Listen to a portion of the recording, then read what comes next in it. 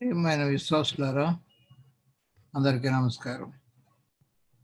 పరిశుద్ధులైన దేవుడు మనకు అనుగ్రహిస్తున్నటువంటి చక్కని అవకాశాలను దేవునికి మనం ఎంతో వందస్తులో ఉండాలి.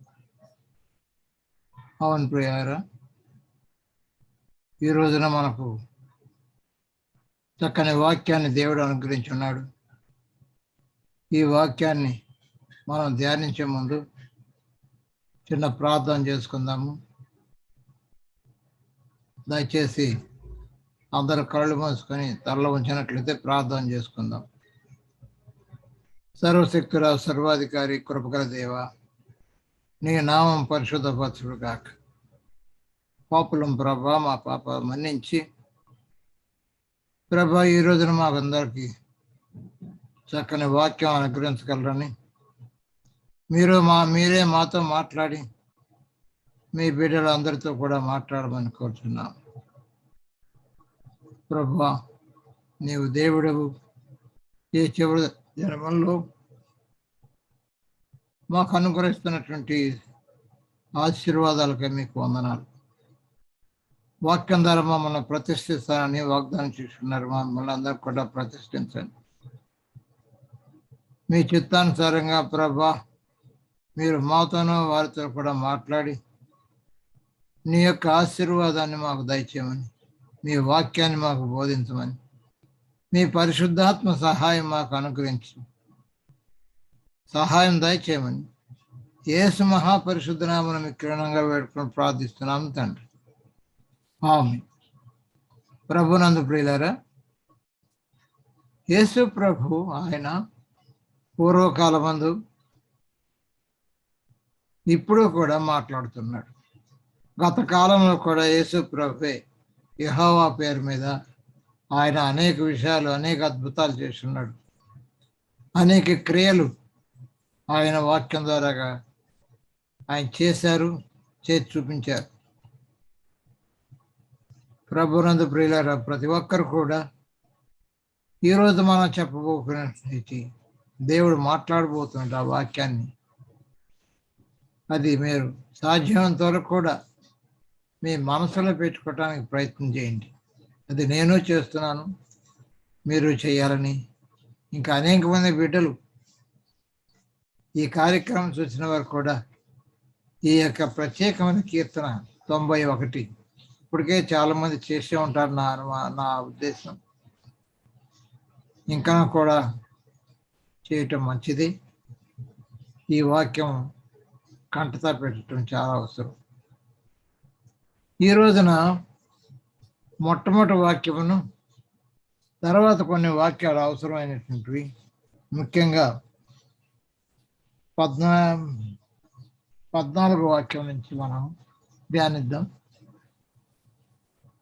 మొదటి వాక్యంలో చాలా అవసరమైనది, ప్రతి ఒక్క వ్యక్తిగతమైన వాక్యం. అది ప్రతి ఒక్కరు కూడా వ్యక్తిగతంగా వారు చేయవలసినది. అదేంటంటే మహోన్నతుని చాటున. అదేంటన్నది 91 మొదటి వాక్యం. మహోన్నతుని చాటున నివసించువాడి సర్వశక్తిని నీడను విశ్రమించువాడు. అఫ్కోర్స్ ఆ మొట్టమొదటిది, రెండోది, మొదటిది మహోన్నతుడు, తర్వాత సర్వశక్తుడు, రెండు ఒకటే దేవుడు. అయితే ఇక్కడ ఉన్నటువంటి వాక్యంలో రహస్యం ఏంటంటే చాటు. అంటే మన హృదయం ఆయన ఆలయం అని తెలుసు కదా. 1 Corinthians 3వ అధ్యాయం 16 నుంచి 18 వరకు చదవచ్చు. అయితే ఈ చాటు, ఈ హృదయం దేవుని ఆలయం, పరిశుద్ధాత్మని అని చెప్పి రాసింది కాబట్టి మనం పరిశుద్ధాత్మ దేవుడు అని అనుకుంటున్నాం. కానీ ఎక్కడైతే ఒక దేవుడు ఉన్నాడో, ఎక్కడైతే తండ్రి ఉన్నాడో కుమారుడు ఉన్నట్టే, ఎక్కడైతే కుమారుడు ఉన్నాడో తండ్రి ఉన్నట్టే, అలాగే పరిశుద్ధాత్ముడు కూడా ఉన్నట్టే. కనుక మనం ఒక్కడే ఉన్నారు, మిగతా వాళ్ళు లేరు అనుకోవద్దు. అన్ని చోట్ల ముగ్గురు, అన్ని చోట్ల ముగ్గురు ఉంటారు. అయితే ప్రియులారా, ఈ సృష్టి ప్రారంభం నుంచి ఈ యొక్క కార్యక్రమం, ఈ భూమి మీద జరిగేటువంటి కార్యక్రమం అంతట్లో కూడా వాళ్ళు ముగ్గురు లేకుండా ఏం చేయదు. అని మనం చేసే ప్రతి ప్రార్థనలో కూడా మహోన్నతుడ, మహాదేవ, సర్వలోక సృష్టికర్త, పరలోకంలో నా తండ్రి అని చెప్పి పరిశుద్ధాత్మను మాకు దయచేయమని మనమే అడుగుతున్నాము. ఆఖరిగా యేసు ప్రభు పేట అడుగుతున్నాం అని చెప్పి. కనుక మనం ప్రతి ప్రార్థనలో కూడా వాళ్ళు ముగ్గురు ఉంటారు. కనుక ప్రియులారా, మనం ఎంతో సంతోషించి ఆనందించవలసింది. మనం ఎప్పుడైతే ఆయన్ని మన హృదయంలో పెట్టుకొని మనం ప్రార్థన చేసుకుంటామో, ఆ దేవుడు మన సొంత దేవుడిని, మన దేవుడిని ఆయన్ని ధ్యానించినట్లయితే ఆ నీడను విశ్రమించినట్టు ఆయన చాటు, ఆయన నీడ, అక్కడ నీడలో మనం దేనికి వెళ్తాం? నీడకండి. నీడ దగ్గరికి మనకి ఎందుకు వెళ్తాం? నీడలోకి ఎందుకు వెళ్తాం? అది ఇక్కడ అందంగా ఉందయ్యా, నీడలోకి వెళ్దాం రండి అంటాం. అక్కడ మనం అలసట తీర్చుకుంటాం, మనం విశ్రాంతి తీసుకుంటాం. అలాగనే ప్రభు వద్దకు మనం ఎప్పుడైతే మనం ప్రభు పేరిట ప్రార్థన చేస్తామో ఆయన చాటుకి వెళ్తున్నాడు. కనుక ప్రియులారా, ఈ మొదటి వాక్యం ప్రకారంగా మనందరం కూడా అదే వాక్యం ప్రకారం దాని అర్థం తీసుకొని మనం ఆ ప్రభు దగ్గరికి వెళ్ళినప్పుడు, లేకపోతే ఆయన ప్రార్థన చేసినప్పుడు మనం సంతోషంగా, ఆనందంగా తీసుకోవాలి. అయితే ఈ రోజున దాన్ని 14వ వాక్యం కాడి నుంచి కనెక్ట్ చేస్తున్నాను నేను. అక్కడి నుంచి మనం చదువుతున్నాం. మిగతా అన్నీ కూడా ఉన్నాయనుకోండి, కానీ మనకున్న సమయాన్ని బట్టి కొంచెం ప్రాముఖ్యమైనటువంటి వాక్యాలు తీసుకుంటున్నాం. ఇక్కడ 14వ వాక్యం మనం చూస్తే ఏమన్నాడు? అతడు నన్ను ప్రేమించున్నాడు కనుక నేను అతన్ని ఏంటండి తప్పించేదను. అంటే ఒక ఆపద నుంచి, ఒక శ్రమ నుంచి, ఒక బాధ నుంచి, ఒక కష్టం నుంచి ఆయన తప్పనిసరిగా తప్పిస్తాం. కాబట్టి ప్రియులారా, ఆయన చాటు సాధ్యమంత వరకు మనకి ఎంత పని ఉన్నా కూడా, మనం ఎంత పని కలిగి ఉన్నప్పటికీ మనం తండ్రి దగ్గరికి వెళ్ళి మనం అలసట తీర్చుకోవాలి, మనం ప్రార్థన చేసి మనం సంతోషించాలి. అలాగే మనం తర్వాత వాక్యం చూసినట్లయితే, అతడు నా నామం ఎరిగిన వాడు కనుక నేను అతని ఘనపరిచేదను. నా నామం, ప్రభు యొక్క నామం ఏమండి, అది ఎంతో పవిత్రమైందని మనకు తెలుసు. దానికోసం దేవుడు ఒక ప్రత్యేకమైనటువంటి 3వ ఆజ్ఞ, నా దేవుని నామాన్ని కనపరచాలి, దాన్ని అవమానపరచకూడదు. ముఖ్యంగా నామం తీసుకున్న వారు మనం క్రైస్తవులు, క్రీస్తుని అంగీకరించే కాబట్టి క్రైస్తవులు. క్రీస్తు అనేది యేసు క్రీస్తు కదండి. ఆ యేసు అనే పదం మీరు లూకా సువార్త మీరు 1:22 కానీ 2:22 కానీ చూడవచ్చు. అయితే దేవుడు ఆ యొక్క నామం, అతని నామం, నా నామాన్ని ఎరిగిన వాడు కనుక ఇక్కడ ఏమంటున్నాడంటే దేవుడు కనపరిచదు. చాలా గొప్ప మాట కదండి. కనపరచడం అంటే ఇది సామాన్యం కదండి. 1990లో కువైట్ దేశంలో నేను ఉన్నప్పుడు అమెరికా దేశానికి నన్ను, నా భార్య ఇద్దరిని కూడా అక్కడ ఆ దేవుని నామానికి సాక్ష్యం ఇవ్వటానికి నన్ను పంపించారు. అక్కడ స్టేజ్ మీద నా పేరు పిలిచారు. ఏదో కారణం మీద నా పేరు మాత్రం ప్రకటించడం జరిగింది. నేను కానీ హిందువుల మీదుగా పూర్వకాలం నేను హిందువుగా పుట్టాను, హిందువుగా 25 ఏళ్ళు బతికాను, నాకు అవన్నీ తెలుసు. అయితే దేవుడు నన్ను క్రైస్తవునిగా చేసి నన్ను తీసుకెళ్ళి అక్కడ అమెరికాలో నా పేరు పిలవటం జరిగింది. అది ఎవరికి పట్టకపోయినా నా జీవితంలో అటువంటి అవకాశం, అటువంటి పరిస్థితి ఏర్పడదని నేను ఎప్పుడు అనుకోలే. కానీ దేవుడు ఆ కృప నా దేవుడు అనుగ్రహించాడు. అక్కడ దాదాపుగా 100 పైనే. 100 అంటే 100 కాదు, 100 వందలు. అంటే దాదాపుగా 1 కోటి ప్రజలు ఉంటారు. అవును ప్రియులారా, అక్షరాలుగా చెప్పాలంటే 90,000, 80,000, 90,000 పైనే 1 కోటి దగ్గర ఉంటారని నా ఉద్దేశం. అయితే ప్రియులారా,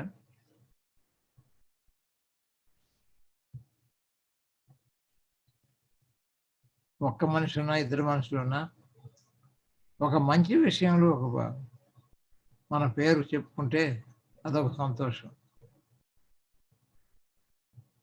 అక్కడ కరెక్ట్గా ఎంతమంది ఉంటారో నాకైతే తెలియదు, కానీ 70,000-80,000 పైనే ఉంటారు. అయితే ప్రియులారా, ఆయన ఘనపరిచినట్టుగా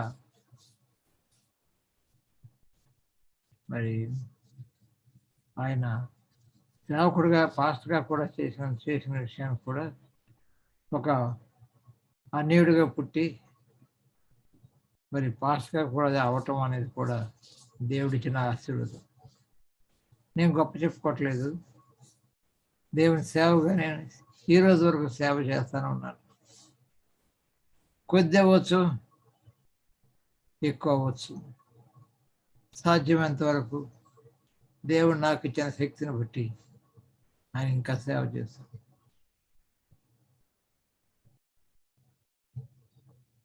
ఈ కరోనా వచ్చింది, కరోనా గురించి దేవుడు నన్ను ప్రాణం రక్షించాడు. అయితే ప్రియులారా, ఈ చిన్న సాక్ష్యానికి దేవునికి వందనాలు చెల్లిస్తున్నాను. అయితే ప్రియులారా, ఒక విషయం ఏంటంటే, నన్ను ఘనపరుస్తాను అని చెప్పేసి ఆయన వాగ్దానం చేశాడు కాబట్టి, అది మీరైనా నేనైనా అందరం దేవుని బిడ్డలం కాబట్టి, దేవుడు నిన్ను చేస్తాడు. నీ యొక్క సేవను బట్టి, నీ కార్యాలను బట్టి దేవుడు నిన్ను కూడా ఆశీర్వదిస్తాడు. తప్పనిసరిగా ప్రతి ఒక్క బిడ్డను కూడా దేవుడు ఇక్కడ, ఈ వాక్యం అందరికీ సంబంధించింది, నాకు ఒక్కడికి కాదు, మన అందరికీ సంబంధించింది. కాబట్టి ఆయన ఘనపరుస్తున్నాడు, తప్పనిసరిగా కనపరుస్తాడు, ప్రతి ఒక్కరిని కనపరుస్తాడు. తర్వాత చూసినట్లయితే, అతను నాకు మొరపెట్టుగా నేను అతనికి ఉత్తరం ఇచ్చేది. మనం ప్రార్థన చేస్తాం అనేక విషయాలు, ఆయన అన్ని విషయాల్లో కూడా సహాయం చేస్తారు. ఆయన మనకి మన అవసరం తీరుస్తాడు, మనకు ఉత్తరం ఇస్తాడు, మనకు సమాధానం ఇస్తాడు, మనకు జవాబిస్తాడు. అంతేకాకుండా మనం ఏదైతే ఆయన సేవ నిమిత్తం ఏదైనా మనం కోరినట్లయితే ఆయన తప్పనిసరిగా అనుగ్రహిస్తాడు. కనుక ప్రియులారా, ఇవన్నీ కూడా మనం అనుకోదు కొన్ని విషయాలు, కొన్ని ఆశీర్వాదాలు దేవుడు ఆయన ఇస్తాడు. మనం అడిగితేనే కాదు ఇచ్చేది, ఆయన తప్పనిసరిగా ఇస్తాడు. ఆశీర్వాదం మన అవసరాలను బట్టి ఆయన ముందే ఇస్తాడు, ఆయనకి అన్నీ తెలుసు. కనుక ప్రియులారా, ఆయన మన ప్రార్థనకు తప్పనిసరిగా ask it shall be given, అడుగుడే ఇవ్వబడును, తట్టుడే తిరుగు. ఏమండి, ఆయన ఏది కూడా కాదనడు. మన అవసరతను బట్టి, ఆయన సేవను బట్టి తప్పనిసరిగా అనుగ్రహిస్తాడు. వెదకుడే దొరుకును. ఎన్నోసార్లు ఎన్నో విషయాల్లో నాకు ఆయనకి సాక్ష్యం ఇస్తున్నాను, నాకు చాలాసార్లు సహాయం చేశాడు. తర్వాత చూద్దామా, చూడండి తర్వాత వాక్యము. అతడు నా నామం ఎరిగిన వాడు కనుక నేను అతన్ని కనపరచదు. అతడు నాకు మొర్ర పెట్టగా నేను అతనికి ఉత్తరం ఇచ్చేదాను. శ్రమలో నేను అతనికి తోడే ఉండేదాను. ఇది చాలా మంది గుర్తించరు. నాతో సహా ఒకసారి ప్రభు మన దగ్గర ఉన్నారా లేదా అనుభవం, అది తప్పు. అది అలా అనుకోకూడదు. ప్రభువు తప్పనిసరిగా మనతో ఉంటాడు. మన కష్టాల్లో, మన బాధల్లో మనం ప్రార్థన చేసినప్పుడు ఆయన తప్పనిసరిగా ఉంటాడు. మరి ముఖ్యంగా నేను గతంలో కూడా చెప్పాను 2 సార్లు. ఒకసారి కారు యాక్సిడెంట్లో దేవుడు నన్ను కాపాడాడు. మరి రెండోసారి ఇరాకీ సైనికులు నన్ను పట్టుకున్నప్పుడు 1990లో కువైట్ దేశంలో నా కారుతో సహా వాళ్ళు హైజాక్ చేసినప్పుడు ఎత్తిన తుపాకీ దించి 34 కీర్తన గ్రంథంలో 7వ వాక్యంలో ప్రతి ఒక్క బిడ్డ దగ్గర ఆయన దేవతలు ఉండి కావులు కాస్తారని ఆయన అక్కడ వాక్యం మనకిచ్చారు. 34:7 కీర్తన గ్రంథం. నేను అదే వాక్యం ప్రార్థనలో నా కళ్ళు తెరిసే ఉన్నాయి. ఆ సైనికుడు ఆ తుపాకీ ఎత్తినప్పుడు నేను ఆ ప్రార్థన చేస్తున్నా. ఆయన నన్ను దింపి ఆ యొక్క తుపాకీ దింపి నన్ను కాపాడినారు. నన్ను వదిలిపెట్టేసి వెళ్ళిపోయారు. వాళ్ళు కారు తీసుకుని వెళ్ళిపోయారు. నా శ్రమలో, నా కష్టంలో, నా బాధలో ఆయన ఉన్నాడు. నన్ను చూశాడు, నా ప్రార్థన ఆలకించాడు. అవును ప్రియారా, ముఖ్యంగా నా విషయం గురించి చెప్తున్నాను ఈరోజు నా వాక్యంలో. కానీ నాకు ఆయనకు సాక్ష్యం ఇస్తున్నాను. నా దేవుడి నా సాక్ష్యాన్ని అంగీకరిస్తారని నేను నమ్ముతున్నాను. కనుక ప్రియులారా, ఆయన ఇచ్చిన వాగ్దానాలు ఉన్నాయి. ఇప్పుడు మనం వాగ్దానాలు చదువుతాము. ఇక్కడ ఇచ్చిన వాక్యం ఏంటంటే, శ్రమలో అతను తోడే ఉండేదను, అతను విడిపించి అతను గొప్ప చేసేది. చూసారండి, మనం విడిపిస్తా అన్నాడు, మళ్ళా గొప్ప చేస్తాను మళ్ళీ రెండోసారి మాట. అవును ప్రియారు, ఆ రోజున ఆ ఇరాకీ సైనికుడు నన్ను వదిలిపెట్టకపోతే, ఆ మహాదేవుడు నన్ను విడిపింపకపోతే ఈ రోజున మీకు నా సాక్ష్యం చెప్పడానికి ఉండేవాడిని కాదు. కానీ దేవుడు ఆయనకు సాక్ష్యం అవడానికి నన్ను కాపాడాడు. తర్వాత వాక్యం చూద్దామండి. శ్రమలో అతనికి తోడై ఉండేదను, అతను విడిపించి గొప్ప చేసేదను, దీర్ఘాయు చేత అతను తృప్తిపరిచేదను, నా రక్షణ ఆయనకు చూపించేదని. అవును ప్రియారా, కరోనా నుంచి తప్పించారు. ఈ రోజున 80 సంవత్సరం నాకు ఇది. ఆ దేవుడు దీర్ఘాయు కూడా దయచేశాడు. కనుక ప్రియులారా, నేను ఇవాళ చాలా వాక్యాలు నా గురించి చెప్పాల్సి వచ్చింది. మీలో చాలా మందికి ఈ యొక్క వాగ్దానాలు తప్పనిసరిగా నెరవేరుంటాయని నేను నమ్ముతున్నాను.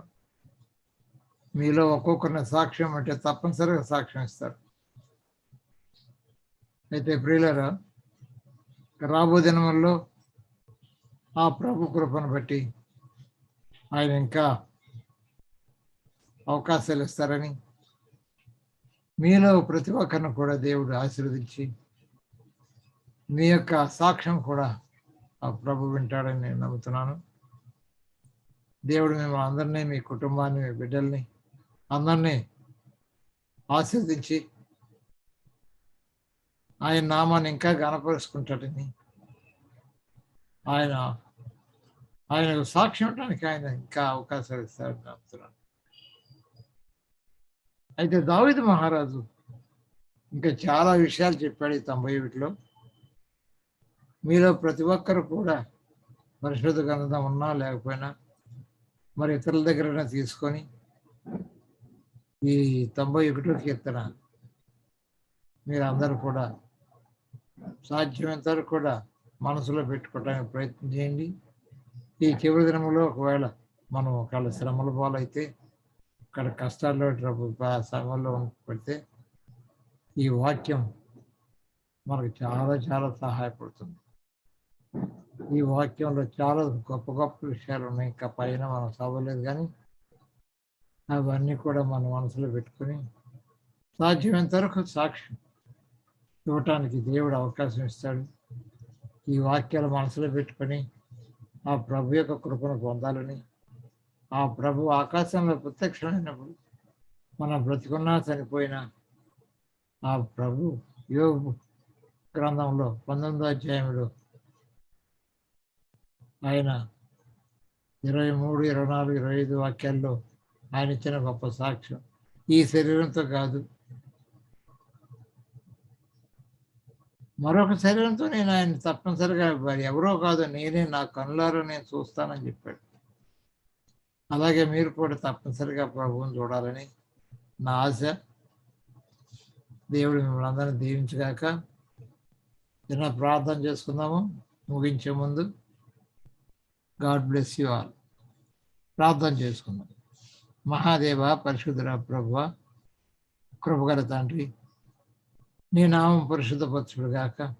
పాపులం ప్రభా, మా పాపాలు మన్నించి ప్రభా, ఈ కార్యక్రమం చేస్తున్నటువంటి ప్రతి ఒక్క బిడ్డను కూడా మీరు దీవించి వారిని, వారి కుటుంబాలు, వారి బిడ్డలను కూడా దీవించమని కోరుచున్నాం. ప్రభా, మీ రా కోసం మమ్మల్ని అందరూ కూడా ఆయుధపరచండి, సిద్ధపరచండి.